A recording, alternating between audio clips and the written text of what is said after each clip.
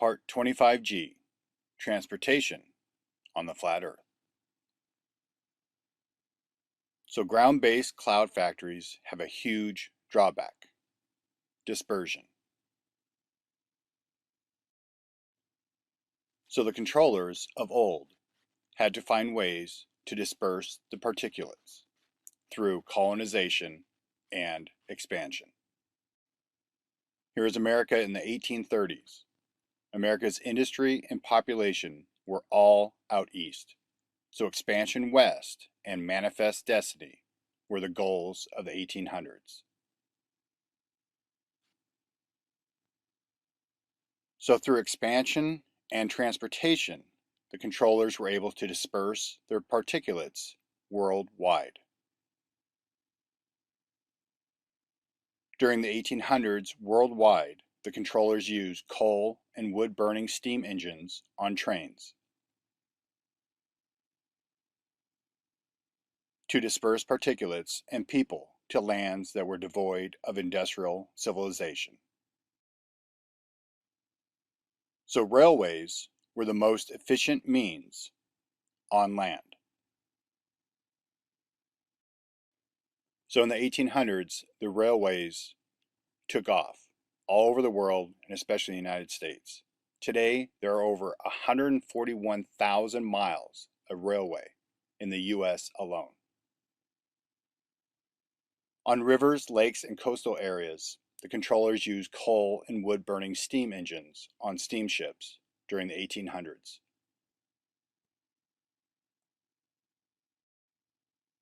Transportation by water has always been cheaper and quicker than by land, but there are always limits to where they could go.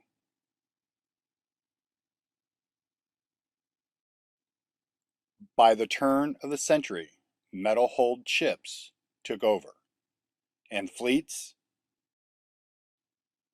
of coal-burning warships were traversing the oceans worldwide. During the European colonization and expansion. For passengers, they eventually created huge passenger ships like the Lusitania and the Titanic to transport peoples throughout the world. And if you think those particulate-making ships are no longer, think again.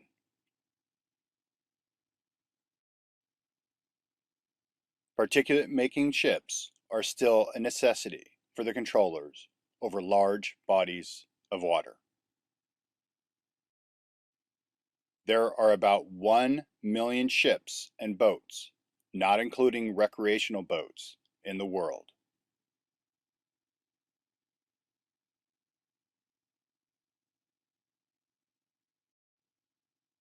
With Ford, around the turn of the century, came the automobile age. Cars allowed an even more dispersed method of particulate spreading.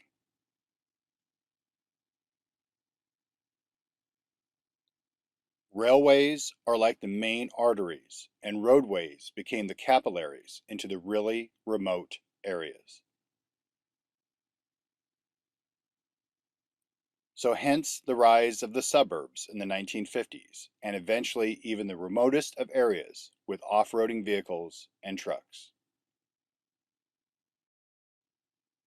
There are over 1 billion passenger cars in the world in use today.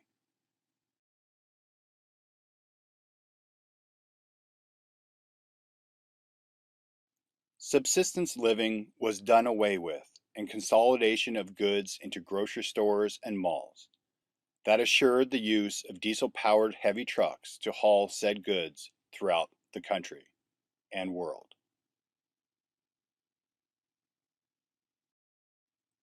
In the undeveloped areas, heavy equipment, bulldozers, excavators, dump trucks, etc., were spreading particulates.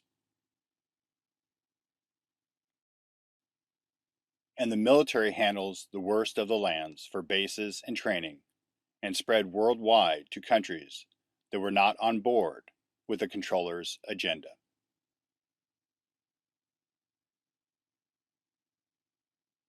And deep in the suburbs, they have a secret weapon to spread the particulates.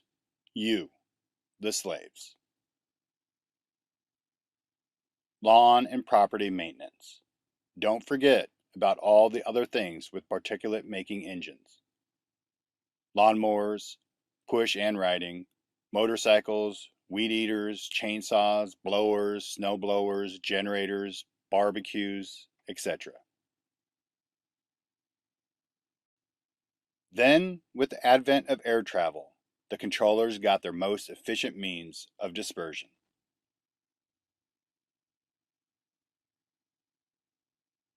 They could deposit the particulates at elevation and create routes wherever they needed them. There are about 40,000 large passenger, cargo, and military planes worldwide, not including light aircraft, carrying over 4.1 billion passengers annually.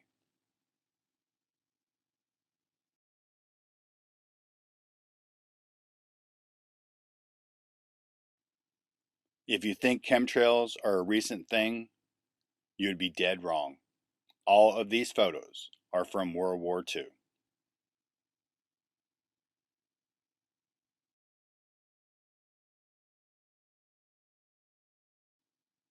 So the controllers just needed to subsidize all of their transportation efforts.